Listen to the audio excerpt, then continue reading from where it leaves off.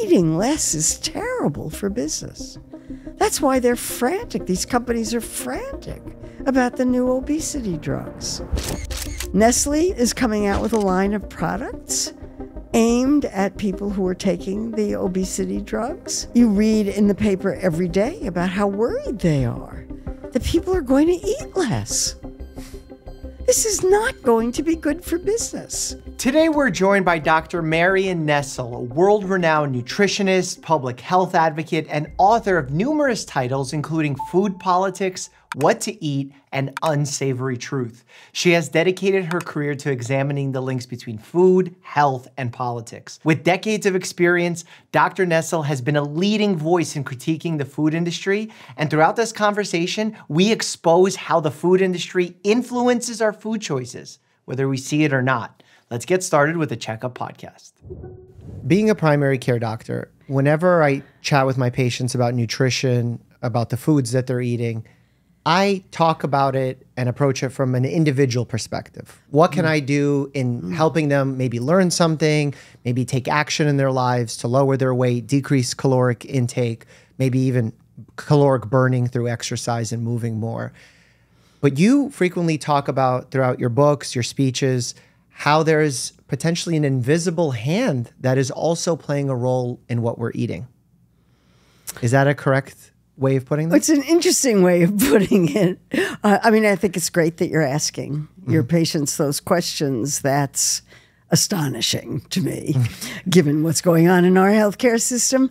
But I'm a public health person, and that's about populations. And so what I'm interested in is looking at the big picture of why I'm very interested in why, and why people eat the way they do.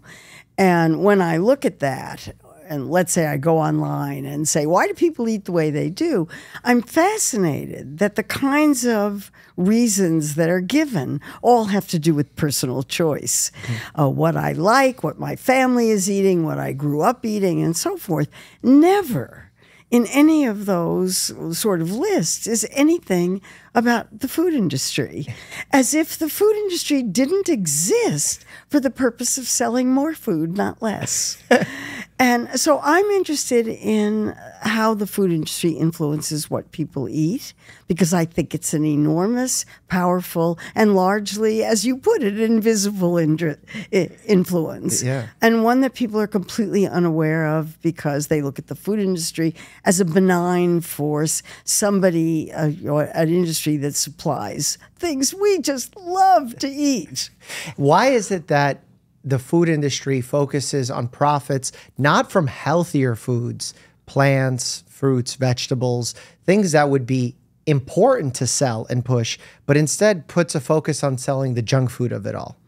Well, food industry, as I like to say, they're not social service agencies, food companies, and they're not public health agencies. They're businesses. They have stockholders to please. And starting in the 1980s, the American stockholders, whatever, decided that profits had to be the absolute first and, in a sense, the only priority of a company, and that its purpose and its only goal was to make stockholders get richer. And so other considerations, which used to be, there used to be something called blue chip stocks, in which companies gave long, slow returns on investment. But starting in the early 1980s, there was something called the shareholder value movement, which was very powerful, and people bought it. And it says stockholders first, profits above all. So what are the most profitable products? Unfortunately, they're not fruits, vegetables, whole grains, raw meat, raw chicken, real foods. They're processed foods, because you can buy the ingredients for processed foods when the ingredients don't cost much.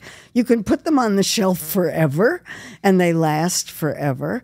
And you can deliberately formulate them to be irresistibly delicious so that people can't stop eating them once they start.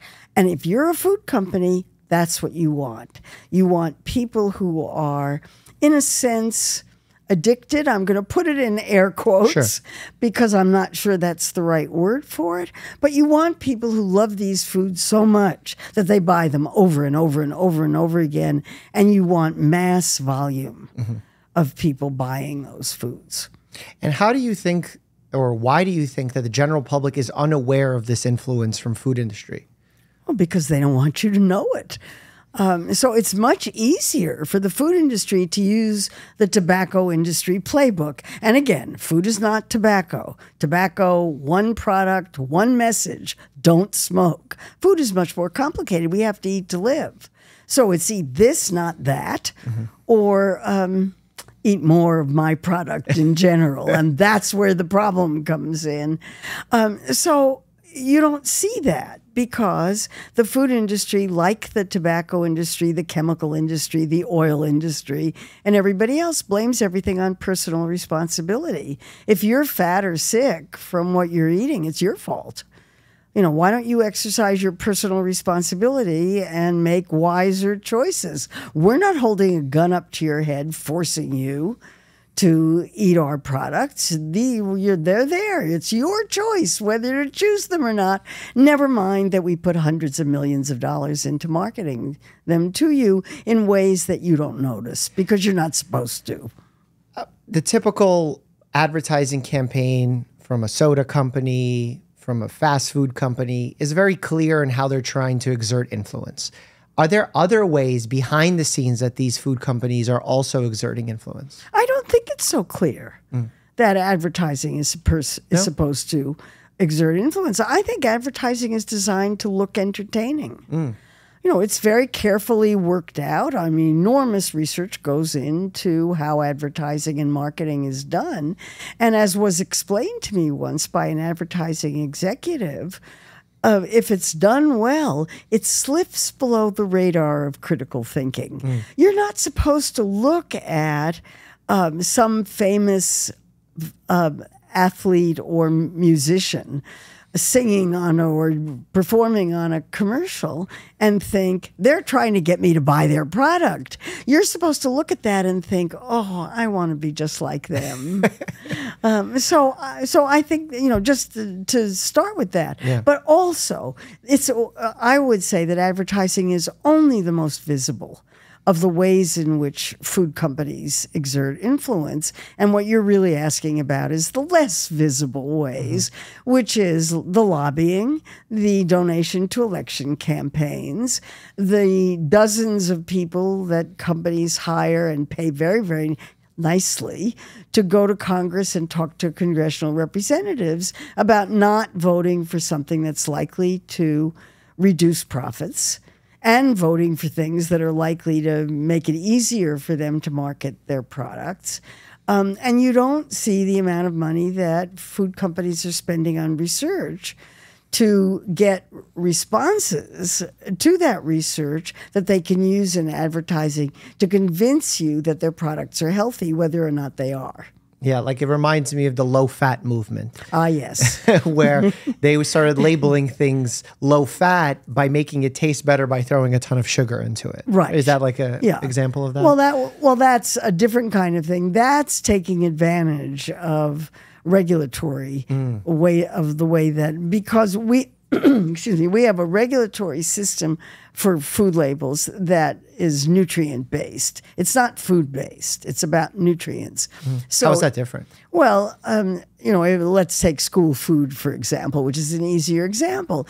You could organize a school food program and say that every day children must have a certain number of servings of fruits and vegetables, a certain number of servings of grains, a certain number of servings of some protein-rich food like beans or meat or dairy or whatever, fish or whatever. But instead, the school food rules are about salt, sugar, and fat.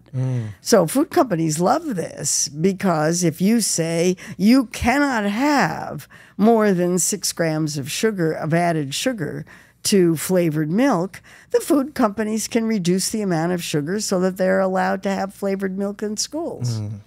They're very good at that. Or they can change the ingredients so it's not added sugar, it's just a naturally occurring sugar. Exactly. Oh, you're good at this. Well, with the whole nitrates not being added, but then celery root powder being thrown in is like the classic example of that. There are many examples just like that. And they make sense if you think the purpose of a food company is to sell more food, not less. Now, as an eater in that situation, you're fighting an entire food system on your own if you're trying to eat healthfully. That's a lot to put on one individual. No wonder people have so much trouble with it. From the legislative lobbying efforts, is there a specific example that we can better wrap our minds around how they influence our food choices? Has there ever been one that stands out to you? Well, there isn't anything where they don't. I would say dietary guidelines are a good starting position. Dietary guidelines are, they started out in 1980 with seven very short recommendations. Eat less sugar, eat less saturated fat, eat less salt, eat less, and then there was an attempt to get them to say eat less meat. But you can't do that because the meat industry lobbies against it. So they substituted saturated fat, which is a euphemism for meat. But you're supposed to know that that's what that means, and it doesn't. So, and now dietary guidelines are 150 pages. Many computer screens. Nobody can read them. Nobody can understand them. The guidelines have gotten longer and longer and longer and more complicated. Is this one of these examples where they can't outright lie to you, but they can confuse you by giving you more information? Well, I think that's a perfect example. I mean, if I were going to write dietary guidelines, I'm fond of quoting Michael Pollan, if that's all right. The dietary guidelines are so simple that he could do it in 7 words. Eat food, not too much, mostly plants. It's really not any more complicated than that. You have to break it down a little bit. By food, he means relatively unprocessed foods, but not totally unprocessed, but relatively unprocessed. So whole foods. Eating plants is pretty simple. Fruits, vegetables, grains, beans, and so forth. And not too much means balancing calories. I mean, it's not any more complicated than that. And if you follow that advice, that leaves you enormous amounts of room to create delicious meals. Food is one of life's greatest pleasures. I never want to forget that. I get to do it several times a day. It's great.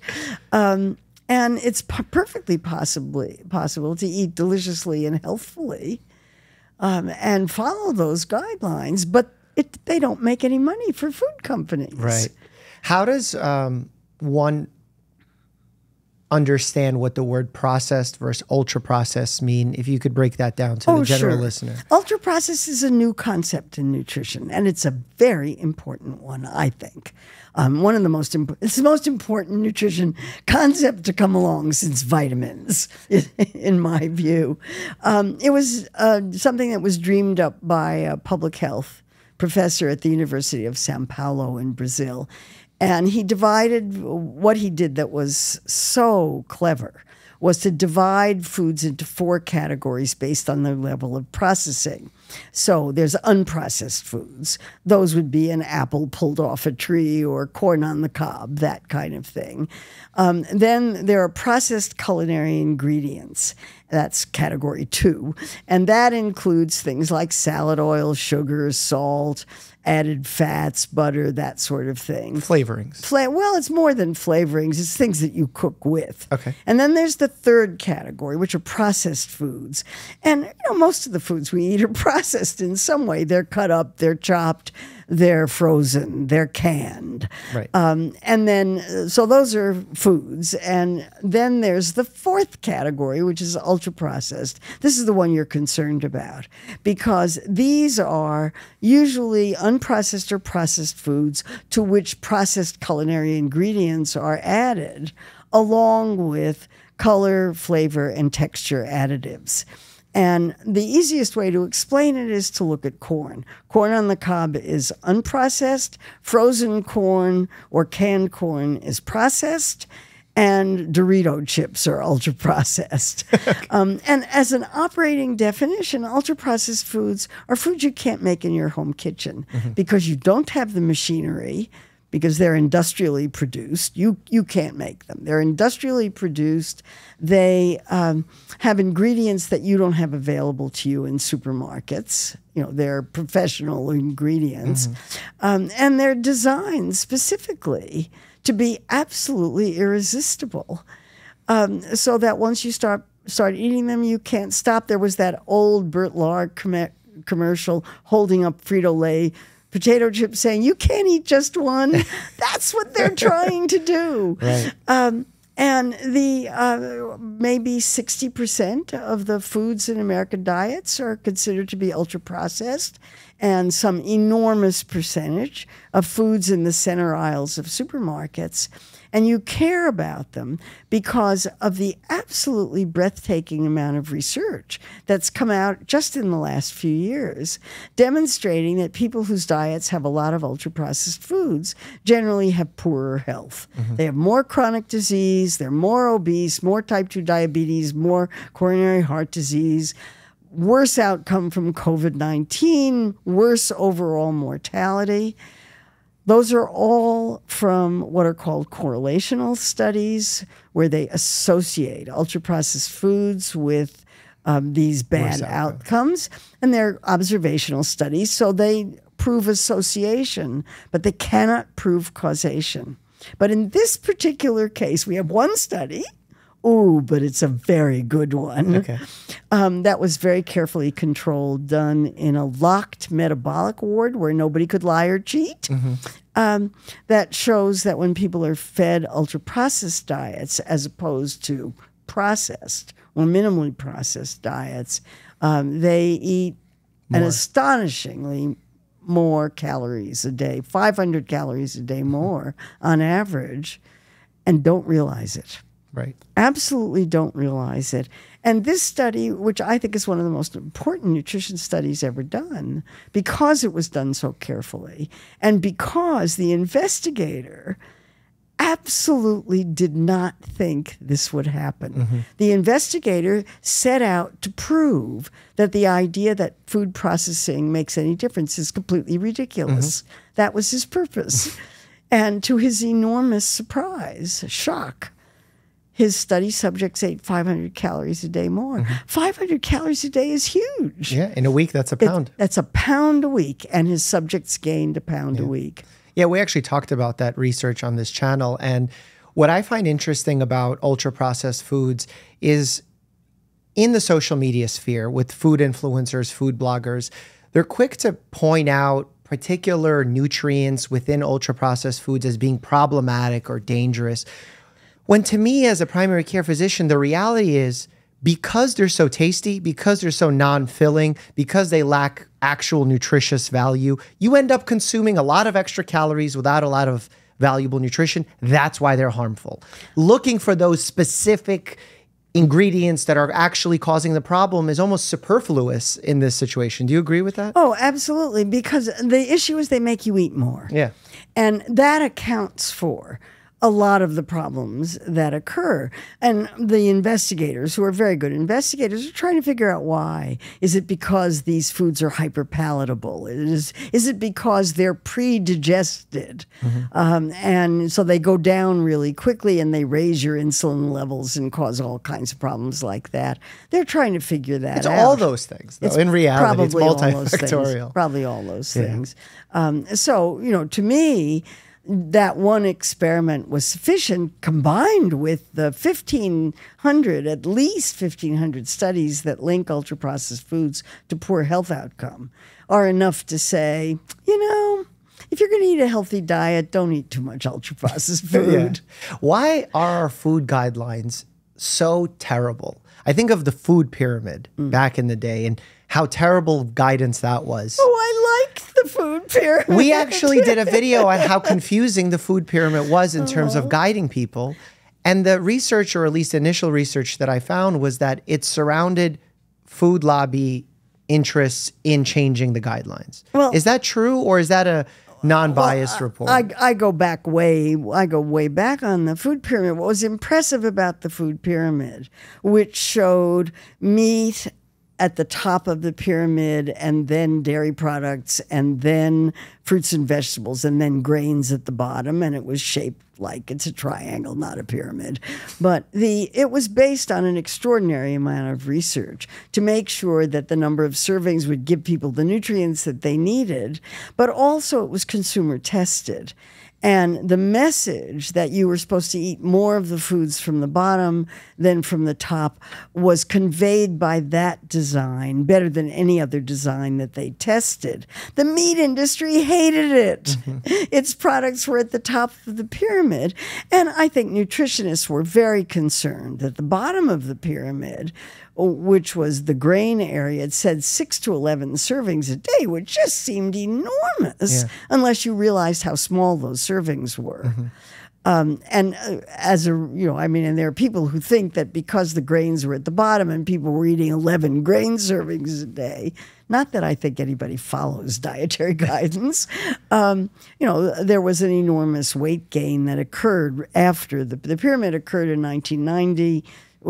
Came out in 1992, and the prevalence of obesity had already started its very sharp rise in the 10 years before, and it continued for the next 10 years quite sharply, and now has leveled off to some extent. But I thought it was far better than the plate, which is the current food guide. And in part because it had a real research basis and because it indicated that eating a lot of animal foods was probably not the best thing for you to do. When there were a group of nutritionists who met with people at the White House during the Obama administration, and we advised them to flip the fruits and vegetables and the grains and use that as a food guide, but they didn't pay any attention to us. Well, the concern is that people say if you eat a lot of bread products, that could be a shortcut to development of metabolic conditions, diabetes, et cetera. Because there are a lot of calories. Yeah. A lot of calories. So yes, that's why we thought flipping the two bottom ones would make sense. But the issue of animal foods versus plant foods has become very important because of climate change, because animal foods are so much more responsible. Ruminant animals are responsible for so much greenhouse gas emissions. So that's a big issue these days as part of it. And nobody's come up with a better food guide, in my view. As far as the government is concerned, they put out these guidelines that say, your plate should be 50% fruits, vegetables, whatever the guidance is at the moment. And then their subsidies don't follow that own guidance. Can you talk a little bit about that? They do exactly the opposite. Yeah, exactly. So it's almost like they're not following their own food plate. Yeah, I once saw, the Department of Agriculture subsidy pyramid. It's quite different from what the old pyramid looked like. The government subsidizes two things: the feed for animals and fuel for automobiles. If you look at corn production in the United States, almost half of it is used for animal feed, and the other half is used for alcohol for automobiles. There's a tiny little fraction, maybe 10%, I'm not sure what it is, it's getting smaller all the time, that is used for industrial uses of corn, and corn as food for people. I think we need an agricultural system that is aimed at public health and that would be food for people, not feed for animals. Well, okay, animals are food for people indirectly, but we would all be better off probably eating less of animal foods. Not no animal foods, but less. What do you think needs to change from a systemic level, whether it's legislative? Should we ban lobbying from food groups? Should it be changing the subsidies? What is where do we get the biggest bang for our buck? We have to take money out of politics. Number one, you want to change the food system, you've got to overturn Citizens United, the Supreme Court decision that allowed unlimited corporate money in politics. You have to put you have to have a level playing field so that poor people can run for office. And can be people who run for office who are actually interested in public health rather than corporate health. That's just for starters. We have to change Wall Street so that Wall Street does what some business leaders have been trying to do for a long time, which is to get corporations to reward all of their stockholders, the people who have a stake in their business. That means members of the community, consumers, as well as stockholders. And we have something called a B corporation, in which the stockholders have voted to allow social issues to be part of what the corporations do. But there are hardly any large corporations that have become B corporations. It's mostly for little ones that are trying to change the system. More power to them. Who do you think is hurt most by our current state of food guidance? People who don't have any money. Why is that? Oh, because they don't have any money. They can't buy healthy food. Healthy food costs more. We're in an inflationary time right now, and the cost of all foods have gone up. But the costs of fruits, vegetables, grains, whole foods has gone up much higher than the cost of processed foods. Ultra-processed foods, the costs have gone up, but less, considerably less. And so when poor people say, we can't afford to buy fruits and vegetables, we're going to have to throw out part of them, they're perishable, we can't keep them, they're more expensive, they are more expensive. That's a true observation. Do you think those companies are also targeting poor people with advertising more? Which companies? The food companies, the junk food companies? Oh, of course they are. Yeah. What evidence do we have of that? We have studies that show, we have research reports that look at the amount of money that's being spent on food marketing and where that marketing is targeted, and show very clearly that it's targeted at Black and Hispanic communities, low-income communities, kids. I mean, let's talk about marketing to children, because I think that's the most egregious thing. Sure. And, I remember I was invited during the Obama era to a meeting at the White House on food marketing to children. Mrs. Obama ran it. And it was, she gave a very eloquent speech at that meeting telling food companies that they really had to back off on marketing to children. It was unethical. It was not helping kids' health. Children are becoming obese in a way that they never used to be. And this really needs to change. And afterwards, we broke into smaller groups and met for non-quotable discussions. And they were supposed to be very frank discussions about the issue.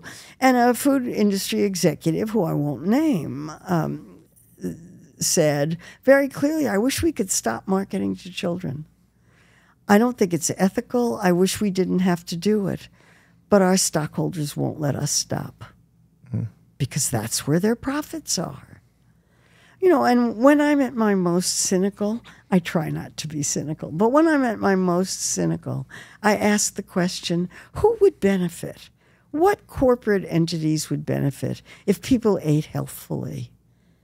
And I'm very hard-pressed to think of any, except not-for-profit HMOs, health maintenance organizations. And there are very few of those in the United States. But they're the only corporate entity that I can think of, and they're not-for-profit. But once you're into a profit mode, your job is to make more profit. And if there's one message to get across, eating less is terrible for business. That's why they're frantic. These companies are frantic about the new obesity drugs. Nestle, no relation, is coming out with a line of products aimed at people who are taking the obesity drugs. You read in the paper every day about how worried they are that people are going to eat less. This is not going to be good for business. Do you think that it's a problem that they've shifted their model to the GLP-1 agonist branding, or maybe even the artificial sweetener branding?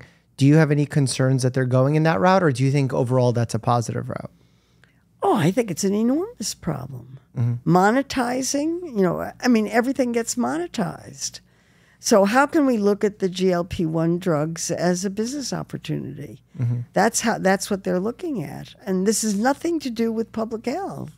If they were interested in public health, they would sell healthier food, and we would all be better off for it. But they're caught in a business environment in which they not only have to make a profit, and I'm not against profits, I'm really not, but they have to grow their profits. And every company that's making food can't grow their profits because we already have twice as much food available in the United States as the population needs on average. We have 4,000 calories available every single day for every single individual in the United States, regardless of age or activity level. Elderly, sedentary people and little tiny babies have 4,000 calories worth of food available to them and need half that much on average. So here's a food company. If you're in a food company, you've got a problem. You've got to sell your product in an environment in which there's twice as much food available as anybody needs or you hope wants. And so in order to deal with that problem, you've got to get people either to pay more for your product. Ooh, that's not so easy to do. We're very used to cheap food in this country. Pretty hard to raise prices without getting everybody very upset. So you can, get people to pay more, or you can get people to buy your product instead of somebody else's. A lot of effort goes into that. Or you can get people to eat more in general. And therein lies the problem. Right. So they take option 3, which is a big, big problem. A big problem. What's your take on almost the harsh irony of the fact that 500, 600 years ago, those who were wealthiest, royalty perhaps, used to be overweight because they had unlimited food at their disposal, and those who were poorest were having malnutrition due to a lack of food, that now in the United States, it's kind of flipped, and those who are poorer are being targeted by these companies, abundance of junk food, difficult to access quality foods through food deserts. They're now carrying more weight. Almost like if you take someone from 500 years ago and you put them in a time machine now, they think everyone on the streets is royalty. Isn't that ironic? Yeah, it's totally ironic and very sad. Yeah. And the reasons for it are pretty well known. This is cheap food. And not only is it cheap food, but it's cheap food that's marketed directly to people who can least afford to be ill, because we don't have a healthcare system in this country. I mean, not one that anybody thinks functions very well. I can't even make the healthcare system work for me. And I know something about this. Right, right. Do you think that the food companies, like what strategies are the food companies using to reach kids these days that you feel is unethical? Because I've heard you speak about them in certain social media conferences. Social media. Absolutely, social media. Games, toys, influencers. They pay influencers. They pay 5-year-old influencers. In every way in which social media can be exploited, they're using it. Did you read the article, I believe it was in the Wall Street Journal or maybe Washington Post, that talked about how food influencers are pushing eat what you like and are being paid and subsidized by the food industry to push that. It's okay if you're consuming excess calories, like be you. Have you seen that happen? Oh, I certainly have. Yeah, what's your take on that? Well, I think it's unfortunate, and the Dietetic Association should really have some kind of ethical standards for what dietitians with credentials can say. I mean, we live in a country in which the First Amendment is taken very seriously by the courts. And I don't, people can say whatever they want to. But I think people need to be held accountable for the kinds of advice that they're giving. And to tell people that it doesn't matter how much they weigh may play into people's concerns about stigmatism, which is horrible and really needs to stop. But there's no question that being overweight is a risk factor for chronic disease. I mean, there's so much evidence that shows that that to deny that seems to me to deny an obvious fact. And that gets us into the whole question of whether you believe in facts or not, or whether there are alternative facts. Right. And I think that the idea that we in America have facts and alternative facts is extremely unfortunate and divides us terribly. Yeah. I think that's definitely a worldwide problem. I mean, I'm seeing it across the board in Europe as well. You know, for me, the trouble I've run into across social media is I'll make content about the importance of losing weight, of not being in a morbidly obese category. And I faced harsh criticism from the general public, maybe not all of them, maybe not even the majority of them, but a loud enough minority where they label doctors as fat phobic or problematic because they're encouraging weight loss. So they talk about bariatric procedures or GLP-1 agonists. And the way that I think about it is, if you're saying this from a position of someone who's faced weight-related stigma, I understand at least why you're saying that. But if you're now being paid to level that criticism at me, boy, are you a bad person, because you're now leveraging the pain of that person and the struggle of that person to raise up their voice to be mad at doctors who are recommending weight loss. Yeah, I have a lot of sympathy for people who are overweight and having a terrible time losing it. Human physiology was not set up to make it easy to lose weight. What you're fighting, just like you're fighting the whole food system, you know, a $2 trillion a year business if you're trying to eat healthfully. If you're trying to lose weight, you're fighting your own physiology, and it's very difficult. Some people can do it more easily than others. There's no question in that. But the vast majority of people, 70% of American adults are overweight, and 30% of children, or something like that. I don't know if those figures are accurate, but they're generally descriptive. And, you know, those of us who grew up in a different era or had kids in a different era look at our kids' class pictures and can't believe the difference in the way kids look. The kids 30 years ago were skinny. 50 years ago, they were really skinny. And now they're not. So to not recognize those realities is very difficult. At the same time, you don't want to do anything that's going to promote further stigma, because it's so horrible for people to live with when they've struggled all their lives. And I think the struggles are real. I don't think there's any question about that if you're somebody who is unlucky enough not to be able to lose weight easily, it's very difficult. I mean, I talked to people this week who are on the new drugs, and they've lost 50 pounds, 70 pounds, 80 pounds. I mean, their lives are changing. Yeah. And this is a whole different experience. And doctors have to work with, you're a doctor, you're working with individuals. Yeah. And it's very different to talk about what individuals should do, because it depends on what that individual person is like. But from a population standpoint, having 70% of the population overweight is not good. Yeah. It's not normal either. And people are very, well, that's the thing. It's normal if you consider that them being the majority. You could say it's normal. The way that I use the term normal, and I've also kind of gotten in trouble with it, is we're very pathology phobic as a society, because we're worried, rightfully so, about creating stigma against people who have a medical condition or even a psychological condition. In this scenario, if you're carrying that much excess weight, this is a pathology. Whether you want to say it's normal for the society is one thing, but medically it's not normal. It's not the norm for our bodies. Our bodies are not meant to carry that much obesity for our hearts, for our joints, for our brains, for cancer risk. All those things skyrocket when someone has a BMI over 35, 40. Yeah, I would say the risk for that skyrockets. You know, I have to be very careful with words in this, as I've learned. Sure.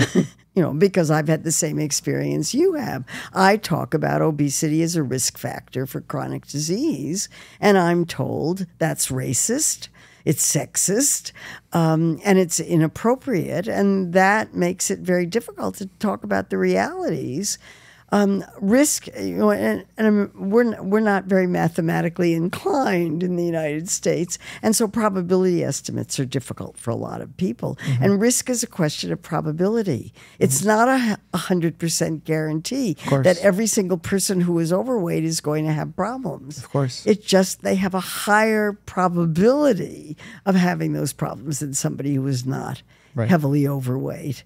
So that's hard for people to talk about, and I understand that. But the reality is that it's a risk factor. Yeah. And the reality is that they're facing social stigma that is unfair. They're up against this $1 trillion industry that's actively trying to influence them in ways that they see, might not see, and definitely don't see on the congressional lobbying level.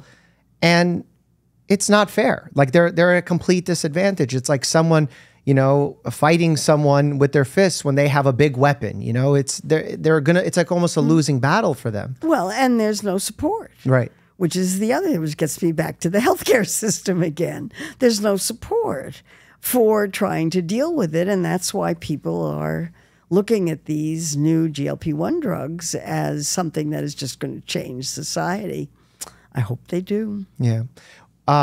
Now that I feel like with social media, one of the benefits of social media that actually Jonathan Haidt and I argue a little bit about, I think folks are starting to wake up to the notion of this food lobbying industry, the fact that they're tricking us, they're talking about it, they're understanding it, at least to some initial degree.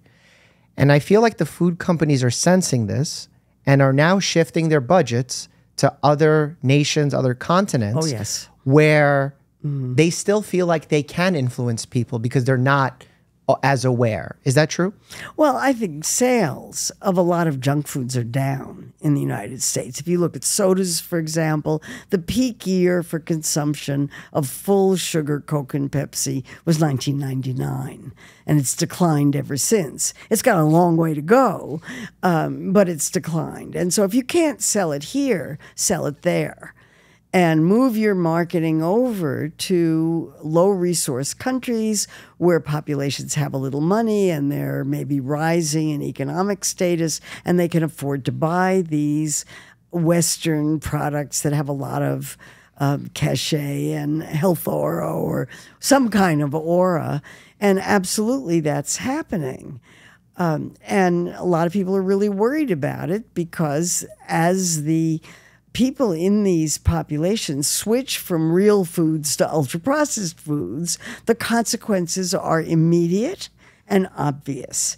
And so there are countries in Latin America, for example, that look at the United States and say, oh, we just can't have that level of obesity across our society, because if we do, we won't be able to pay for it. We can't care for people, for that many people with type 2 diabetes. We don't have enough money to supply insulin to people with that level. For that many people with diabetes, we've got to do something.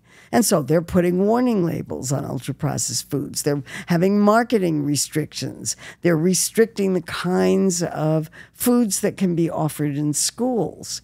They're trying in every way in which they can dream up a policy and try a policy to try to help people to eat more healthfully and to make it easier for people to make healthier choices. I wish we were doing that. I know. I went to El Salvador for some medical work just before the pandemic.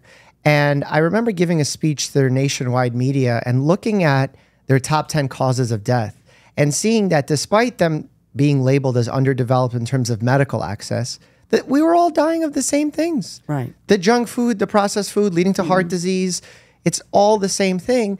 Whereas before the issue in countries like that was malnutrition from undereating, now it's malnutrition from overeating these harsh junk foods. Well, actually, they still have both in these low-resource countries. Right. And this presents just an enormous problem for governments of how they're going to deal with it when healthcare is as expensive as it is and as non-existent as it is. Right. I keep coming back to that because it's crucial to developing a healthy society to have that kind of support for people who need it.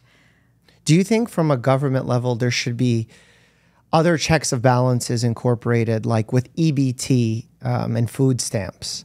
Do you think we should more thoroughly regulate what people are purchasing? Should they not purchase junk food? Should they only purchase whole foods? Or is that something that's unethical or not advisable? Well, we have a food assistance program that does that, and that's the Women, Infants, and Children program, in which the people who are eligible, women and children who are eligible for that program. I fill out these forms all the time. Yeah, they have a choice of foods, and all of those foods are supposed to be healthy. With SNAP, which is a far bigger program and reaches a far greater population, they basically get anything, to use their government benefits to buy anything they want. And, you know, I wrote a book about sugar-sweetened beverages, which I think is the first place where you start. You know, if you're going to stop ultra-processed foods, start with sugar-sweetened beverages. They have no redeeming nutritional value. They have way too much sugar, and you're getting that sugar down into your digestive tract way too quickly for the health of your metabolic system. So that's where I would start. And all attempts to try to have pilot projects with the Department of Agriculture have been stopped. There's something in the Farm Bill now where it's interesting that this is one of the difficulties with this is a Republican versus Democratic issue, and the Republicans want restrictions on what SNAP recipients can buy. And that puts the Democrats in a very awkward position. A lot of people feel that it's condescending to make decisions about what SNAP participants can buy. I'd like to see a few pilot projects to see, because I've been told by SNAP recipients repeatedly that they would welcome some kind of restrictions because it would make it easier for them to make decisions. And then if they wanted to buy sugar-sweetened beverages, they could do so with their own money. But this would act as an inhibitor on that, and they would welcome help with that. I'm sure not everybody feels that way. What's your take on if all sugar-sweetened beverages, sodas, all went to artificial sweeteners? Would you consider that a win? No. Why? Artificial sweeteners make me uncomfortable. Why? They're chemicals. We don't know how to metabolize them. We don't know what they do. An increasing amount of research is linking them to health problems, one after another study and one after another artificial sweetener. I don't think they taste good. So they go under, you know, they're not on my dietary radar because I don't eat anything artificial if I can avoid it. And I don't know enough about what they do. The studies are absolutely impossible. You can't lock people up in a locked metabolic ward for the 10 years or so it would take to decide whether feeding them one sweetener or another had one effect or another. The research is impossible. You're never going to get the kinds of clear, unambiguous results that you really want. And this is a public experiment, and we don't know how it's going to come out. I feel like there's been some decent research showing that by swapping off a true sugar soda to an artificial sweetener beverage, because you're going to be consuming less calories, you would be losing weight. And isn't that benefit alone a worthwhile venture? It would be nice. An individual, let's say, when I'm working. It would be nice if it worked. And it works in some individuals. But if you look at the research as a whole, it shows that people easily compensate for those calories by eating other things, and it has essentially no effect on body weight, except in a small subset of the population. That's, again, population-level research. Individuals, yes. Populations, it hasn't shown anything. So without clear evidence of benefit and with uncomfortable questions of potential risk, I tend to be cautious. I prefer the precautionary principle. This is a philosophical issue. Of course, yeah. The philosophical issue is, do you wait until there is research showing harm before you make a decision, or do you take precautions if you're concerned about it and don't have the clear evidence for no harm that you're looking for? I tend to err on the side of precaution. That's just me. Yeah, and everyone will have a different line that they set of where it's time to make that distinction or change. Yeah, I don't eat artificial things with artificial sweeteners in them. They're an index of ultra processing. They're junk food by definition, and I don't think they taste good. I don't like the way they taste. What about foods that mimic meats but are plant-based? Oh, they're amazing, absolutely amazing. Again, I don't eat anything artificial. I think if you don't want to eat meat, that's fine. You don't need a substitute. Again, one of my food rules is don't eat anything artificial. So they're off my radar. I mean, I've tasted them. I know what they taste like. And I've had people tell me, I'm so glad that we now have these products because now I can take my kid to McDonald's. What a win. Well, it's, and for them, it's a win. Well, if it helps drive change, like a nicotine patch, if it helps them get off the cigarettes, like we all talked about vaping as being a tool for getting people off of smoking, that's great. But if now we're getting young kids hooked on vaping and then they move up to smoking, it's a failure. So if those foods end up being a bridge to getting less animal products in your diet, maybe that is a win. Well, that's the argument. That would be a win. The jury's still out. Right. Wait and see. I mean, there are big arguments in the literature about how much they reduce greenhouse gas emissions. Some people feel, and Peter Singer, who the animal ethicist, feels that anything that reduces the killing of animals is a good thing. And so he doesn't care how ultra-processed they are. He thinks they're a good thing. I think the jury is still out. And as I said, they're off my dietary radar. If I want to eat meat, I'll eat meat. If I don't want to eat meat, I won't. There are plenty of other foods that will replace those nutrients. The Olympics are coming up. There's an Olympic gold medalist. They get approached with a soda sponsorship. What should they say? No. They should say no. Why? Well, isn't it wonderful? I'm in the position where I can say that. Why? Why? Like, sell me. I'm an athlete. I have tenure at a university. I get to say anything I want, and I don't need the money. So I'm in a very privileged position for making pronouncements like this, and I'm well aware of it. I think for an athlete who is a role model for young people, to partner with a sugar-sweetened beverages is saying, I drink these things and you should too. I feel the same way about school food. If you have these kinds of foods in schools, you are telling children that this is what it's okay to eat.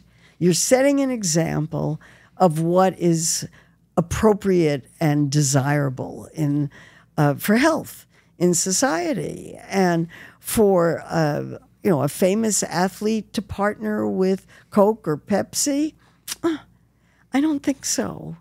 It sends the wrong message to the community. When Beyonce partnered with Pepsi-Cola, I was very concerned about it. Somebody as important as, I hope Taylor Swift won't do that. What about in the past, some of the guidelines that were being put forth from an agriculture standpoint were actually influenced so heavily by some of these industry leaders or lobbyists where they removed certain words like sustainable. Tell me about that one example. That one stands out to me. That's the S word. I know. Never to be said in polite society. This was a couple of dietary guidelines ago, I think it was the 2015 ones,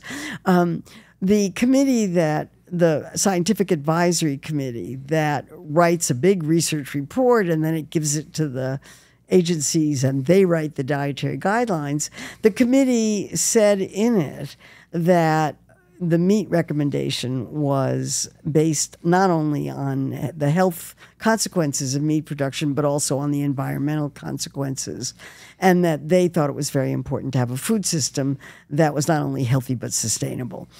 And the meat industry got very upset, and they went to Congress, and Congress wrote in a report from the Agricultural Appropriations Committee a paragraph that instructed the Department of Agriculture not to consider sustainability in the dietary guidelines. They were forbidden to do that. And you look at the 2015 dietary guidelines, the word sustainability does not appear in them.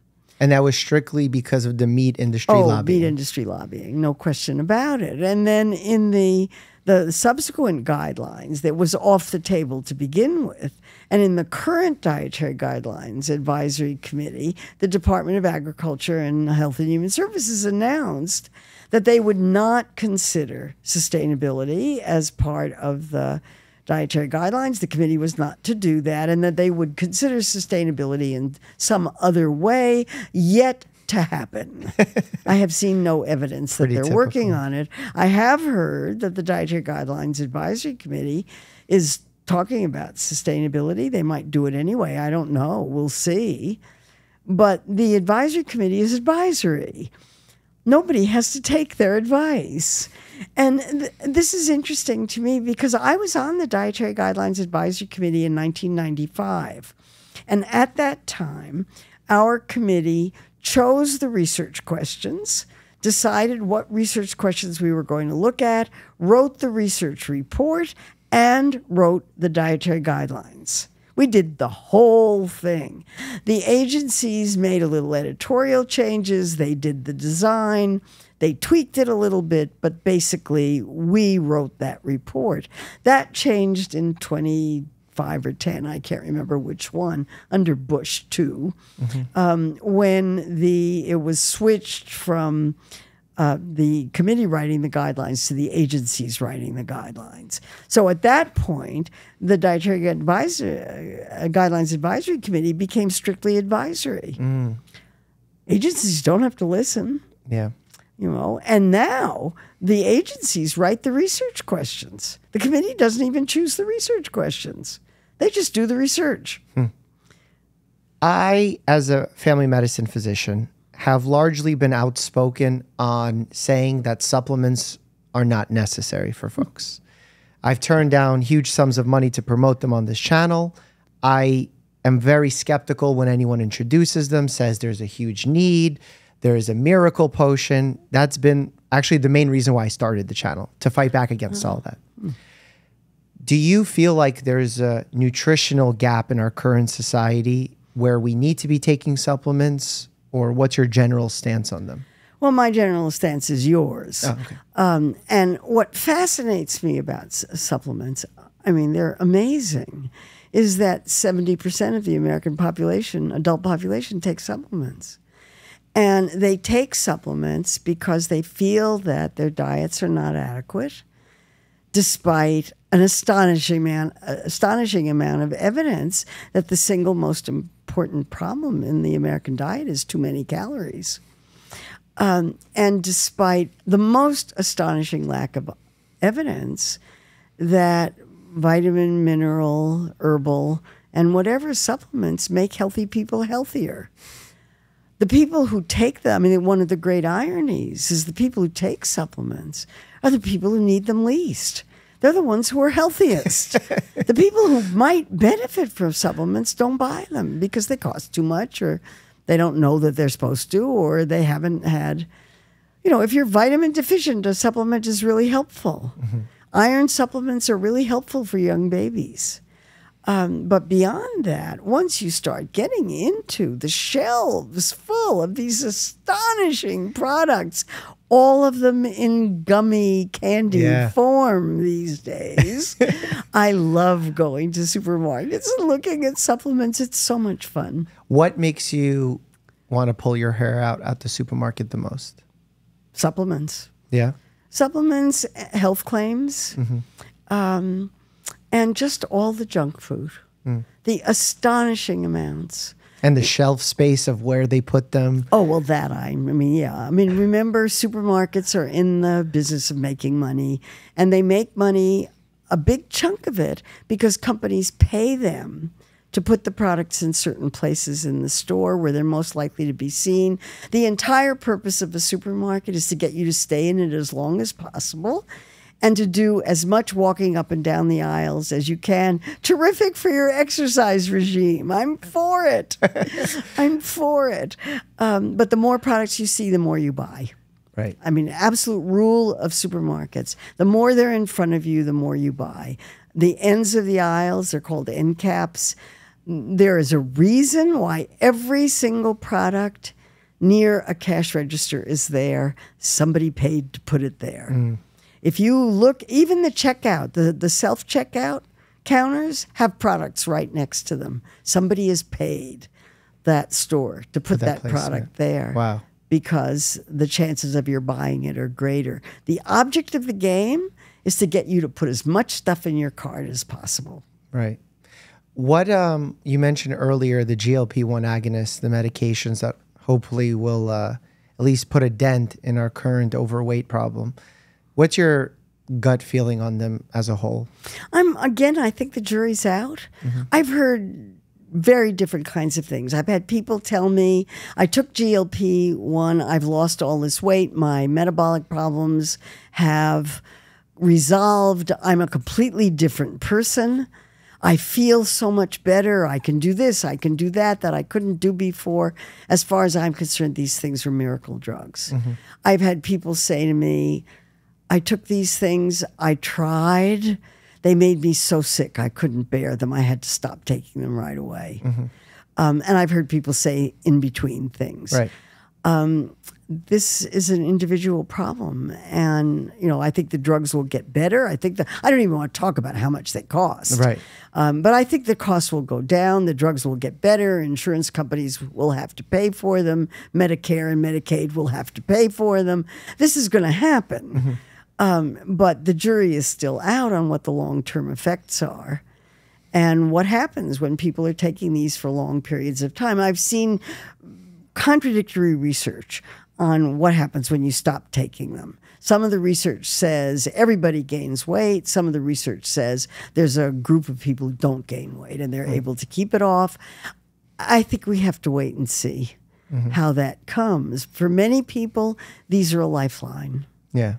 So I don't know what's going to happen to people who lose vast amounts of weight on it. What are they going to do about all their skin?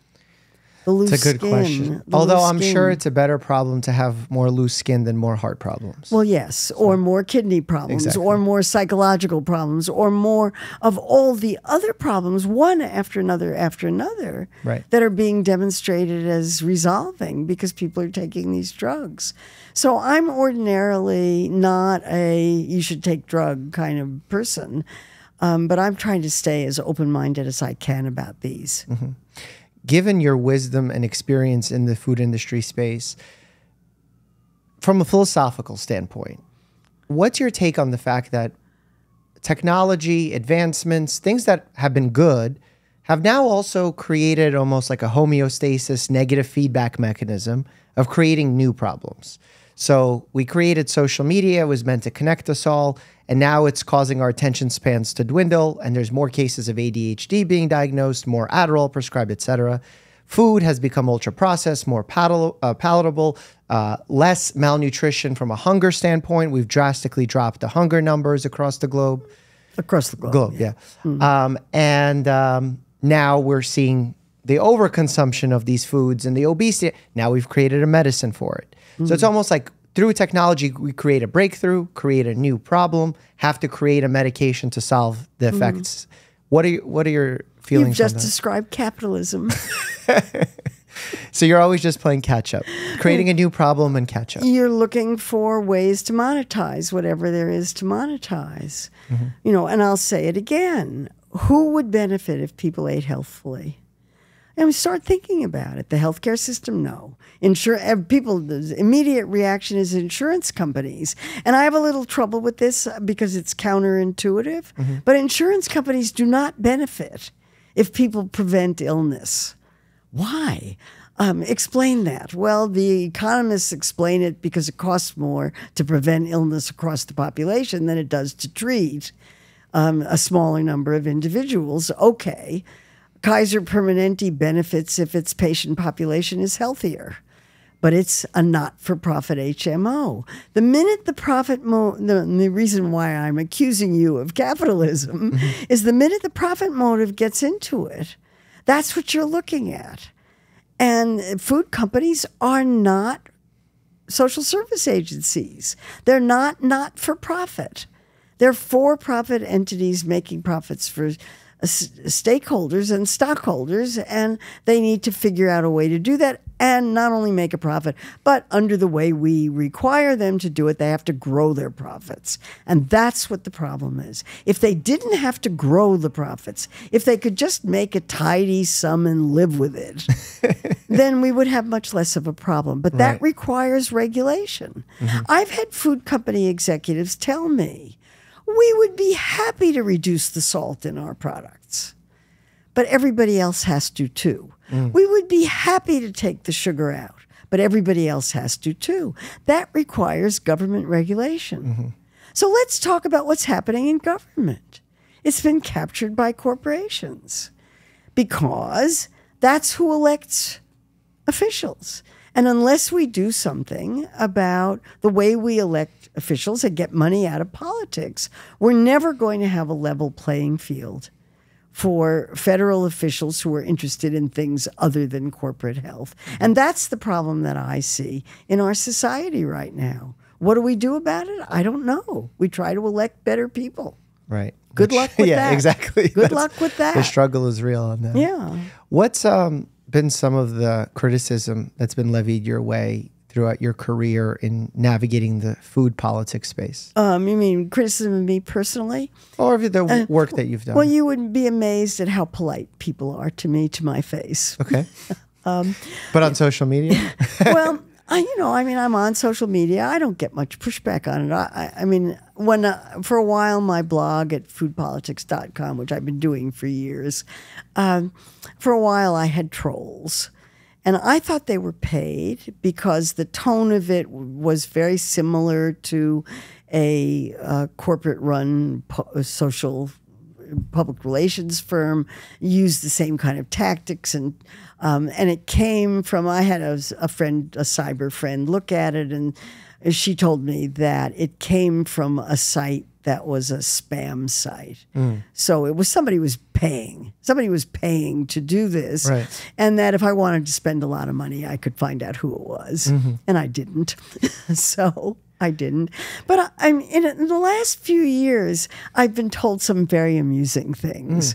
I was told by somebody that I met at a meeting, I've read all your books. And this guy did not look like somebody who would have read all my books. I said, what do you mean you've read all my books? Why? He said, I was paid to. Oh. And I said, ooh, tell me about that. And he was a consultant for a soft drink company, and they were paying him to read all my books and develop positions, white papers that would rebut the arguments that I made in my books. That was kind of exciting. I didn't know that. I've now heard that several times. Wow. So I was very flattered. And then somebody else said that he was at a meeting and somebody showed a slide and said, look, she didn't get any media attention for her book, Unsavory Truth, which is my book about how food companies pay for research to get the answers that they want. And they were celebrating that it didn't sell a lot of copies. I'm an academic. I don't expect to sell a lot of copies. So there's a lot of behind the scenes stuff that I just don't know about. But I've met food industry executives. They've come to my office at NYU to meet with me. The heads of very, very large food companies. They want to tell me what terrific things they're doing to make better and healthier food products. If they're, fighting me directly, I don't see it. Fair. So, do you ever meet with them and say, "Oh, well, there are some positive changes happening," or "This person's acting in good faith," or is it all just very sketchy stuff? Well, again, I've met people who work for food companies who seem like really good people to me. They really want to do good. They have gone into that company because they wanted to change it from within and make that company produce healthier and more environmentally sustainable foods. But the minute their actions hit into the profits, It's game over. it stopped. And I've talked to people who have who have created clubs of the sustainability officers of major food companies, and they tell me these are the unhappiest people they've ever met because they're in those companies trying to do real good, and they're thwarted at every turn because if what they do cuts into profits, they can't do it. And they're kicked out. Or their lives are made miserable, one or the other. So again, I have a wait and see. You know, when students ask me, should I go work for food companies? Because what I really want to do is to change these companies from within. I say, well, it'll be a great learning experience. Go try, see what you can do, and tell me about it later. I want to hear about it. Should we not trust industry-funded research? Well, that's really interesting. You know, I wrote a book about it. So what interests me about industry funding of research is that there is an enormous literature. I mean, a huge research literature on looking at the effects of industry funding, mainly chemical industry funding, cigarette industry funding, and pharmaceutical drug industry funding. And the pharmaceutical drug industry funding research is the easiest to relate to because it shows that if you give a doctor if I give you a pen and a prescription pad with a drug logo on it, you are going to change your prescription habits to prescribe that drug more often, and you are not going to have the slightest idea that you're doing it. That's what the research shows. So the insidious thing about corporate funding of research and of these kinds of practice elements is that people don't realize that they're being influenced. So what the research shows is that drug industry funding, for example, has an enormous impact on prescription practices, which is what they're interested in, and that the physicians who receive the funding don't realize it, didn't intend to be influenced, don't recognize the influence, deny the influence. So I tried to do the same thing for food companies, to see what the literature said on food company influence on research. There's much, much less research on food companies than there is on drug companies. Drug company research got 50 years of it. I mean, it started 50 years ago. Food companies much more recent. But the early results are the same. So food company, it got so, I was so annoyed by seeing food industry funded research, I could tell it by the title. I could look at the title of a study and think, who paid for that? Like your grape post on your blog. My grape, every Monday I post one of these, each one funnier than the next. So you look at the title of this study, you can predict who paid for it. There's something wrong with that. And if I know who paid for it, I can predict what the results are. There's something wrong with that. Now, it's not 100%. And there was a period on my blog when I was collecting a lot of these. And at the end of a year, I had collected 168 studies that were funded by industry, and 156 of them came out with results that were favorable to the sponsor. And this was a situation in which I begged readers, if you run across any studies that are funded by industry and they come out with results that are not favorable to the sponsor's interest, please send them to me. Please. And I've managed to find 12 in a year out of 168. Is it a publication bias where they don't publish the negative research? Well, they are publishing negative research now. So there's certainly some publication bias in it. But mostly it's, the result of that is really that it's easier to find industry-funded studies with results favorable to the sponsor than the opposite. And they won't fund a study unless they're confident that they're going to get the results they're looking for. The grape one, for example, they were asking for studies to show the benefits of grapes. They're not going to fund studies that don't show benefits. They're not going to fund studies that show or have the potential for showing that grapes aren't as good as blueberries for doing whatever it is you want them to do. Every fruit and vegetable has some element in it that's going to be healthy. That's why you're supposed to eat fruits and vegetables. And a variety of them. Eat lots of different kinds. And so I talked to researchers about it. And again, I'm in a very privileged position.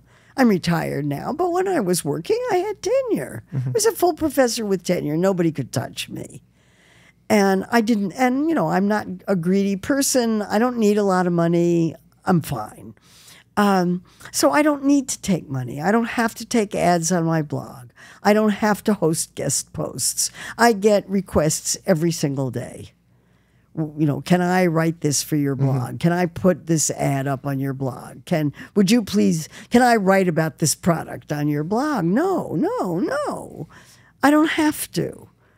And that puts me in a very privileged position, and I recognize that. But if I did do that, I think I couldn't help but be influenced. Right. And I would deny the influence just like everybody else. Right. And that would be most unfortunate. Yeah. Do you also hate the word superfood? Yes. Okay, good. I hate the term. Yes. Because I also don't understand it outside of it just being a marketing No, it's a thing. marketing term. Yeah. It's a marketing term. When you walk, the object of the game, if you're selling a food product, is to have somebody unthinkingly pull it off the shelf. You do not want people looking at the nutrition facts panel. You do not want people you certainly don't want people looking at your ingredient list, which is why ingredient lists are printed pink on dark pink so that you can't read them. Or dark gray on black. I mean, it's amazing how hard they are to read. They don't want you thinking about that. They want you blindly picking the product off the shelf and dropping it in your cart and paying for it.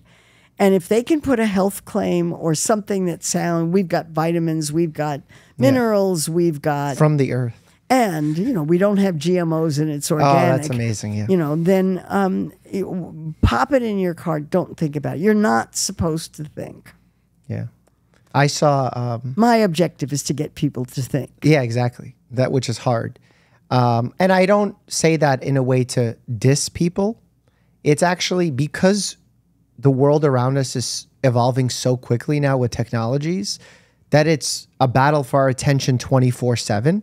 It's hard to decide where to put our attention. Well, just look at social media, for example. It's impossible. You know, there's so much input that you have to have very strong filters. Yeah. And if you're young, you don't have those filters because those filters develop over many, many years. Yeah, exactly. And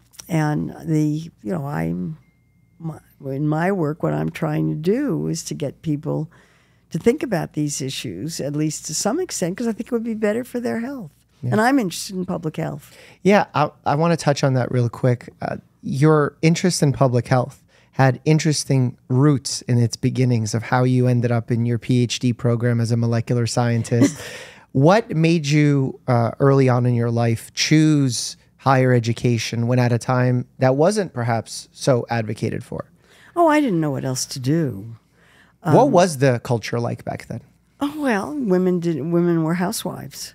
Period, end of story. And let me tell you, I did that.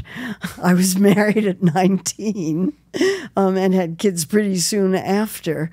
But when I was pretty unhappy as a housewife. I wasn't very good at it. And I was encouraged to go back to school and did. And it was whenever I didn't know what to do, I went back to school. And I find I find research very exciting. Nothing is more thrilling to me than coming across a study or a paper that answers a question in a way that just seems clear and unambiguous and delightful. I really like that. I just like that kind of thing, and I'm happy to do it. So, I went to, my degree is in molecular biology, long story about that. And then I did a postdoc. And was the long story that you had a crush on somebody? I had a crush on a professor, right? Well, it was in that department. And I was a science major in college, and I went to, it was the first year of the molecular biology program. And were people in that academic circle discouraging you from doing this? Well, the faculty advisor said, "Oh yeah, we're going to give you a fellowship, but that's because we're a new program and no men applied this year. But next year, when we're sure we're going to have lots of men applicants, you're going to have to give it up." That didn't happen, and I'm sure that that person, who was my great champion all the way through, as it turned out, would deny with his dying breath that he had ever said that, and I never confronted him with it because I liked him too much. But that's really what he said. But in any case, I went on to a teaching position and quickly discovered that it was going to be impossible for me. I had 2 small children by then, and it was clear to me that I couldn't manage a scientific career and 2 small children at the same time, and that the children had to come first. It was just the way it was. So that's what happened. I took a teaching job and was given a nutrition course to teach, and that's what I've done ever since. It was like, as I describe it, it was like falling in love. I just loved it. You could talk about science, you could talk about politics, everybody could relate to it. I had been teaching cell and molecular biology, which is very dry and abstract, and a struggle to get students to understand the concepts. Everybody loved talking about food and nutrition. They just loved it. It was so much fun to teach. Would you recommend that as an avenue for listeners that are perhaps looking for a potential field of study? Oh, yeah. What are the highlights of that? Well, you get to talk about what you're eating. And if you're really lucky, you're in a program that lets you cook and really extols the deliciousness of food. You know, I mean, and I was also lucky enough to be in a position at New York University for our department to invent the field of food studies, which looks at the cultural, historical aspects of food and very much care about how it tastes. What are some of the coolest fun facts about culinary, cultural, food values that people hold? Well, that they exist. I mean, people have very, very strong feelings about what they eat and what they like and what they don't like. Why is that? Why do, like, you go to Italian culture, if you eat food in an incorrect way in quotes, they'll be fascinated by it or turned off by it. Or if you put ketchup or mustard on a hot dog in the wrong state or whatever, they'll have such a strong reaction. Well, I think it's because it's something that you put in your body, and it has a level of intimacy that that only sex is equivalent to. You're putting it in your mouth. It's going through your digestive tract. You have the whole fascination of what happens with elimination. And there's deliciousness, there's the smell, and there's the cultural value that it's your whole childhood rolled into it. My next book project is going to be about breakfast cereals, and people have the strongest, most intense emotional reactions to one or another breakfast cereal that they were exposed to. It makes talking about it so much fun. It is. It's a lot like our olfactory system and remembering certain scents and how they trigger certain memories. Food has that impact, obviously, through the olfactory system as well, but taste. And also, it's your grandmother. In my case, it's my grandmother who made the Jewish challah on Friday nights and would take little pieces of it and form them into birds with little raisin eyes. It was my grandmother's love for her grandchildren. That kind of thing. And everybody has a story like that. Everybody does. Of some childhood memory that was just very delicious to them that had to do with food. People's food memories. Books are written about food memories. So what makes teaching the history, culture, politics, nutrition, science, whatever around food, and what makes it so much fun to teach is you bring all of that into it, every bit of it. So it's very holistic. It's as holistic, interdisciplinary as we academics put it. It's interdisciplinary in every conceivable way. That makes it very exciting, and also makes it possible to talk about it in ways that you can't talk about a lot of other fields. Right. And I remember when I was an undergraduate biology teacher, we had a lab session on squid, and I would get frozen squid from California, or sometimes flash frozen ones and sometimes refrigerated ones, and we would dissect them and then we would cook them. Wow. That was kind of fun. That is fun. Do you have a student ever in your years of teaching that stands out to you as someone who's made an impact on you? Oh, yeah, a lot. Can't single out anybody. No. Sorry. Okay, fair. Oh, yeah. Final question, but I have to ask it in two ways. One as a food lover and one as a molecular biologist. As a food lover, if you could only eat one food for the rest of your life, what would that be? Ice cream. Okay. As a molecular biologist. I confess. Well, what flavor ice cream? Well, I'm a vanilla person. Oh. Because I like putting other things on it. Okay. And fruit. I really like fruit ice cream. Okay. So it's a fruit serving. And then, yeah, exactly.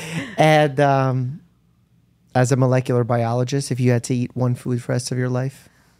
Well, then you get into the whole vegetable thing, and it's not one. It's never one food. But you have to. This is the only one food you can eat for the rest of your life. Are you going with a protein? Are you going with a bean? I can't. I just can't. I can't do it. Sorry. Because there is no one perfect food. You cannot survive on one food. And I can talk about how much I love ice cream, but believe me, I limit the amounts of it I eat. Right. It's a basic tenet of nutrition that you want a variety of relatively unprocessed foods. And that's, if you do that, then you have lots of room for other kinds of errors like ice cream. Fair.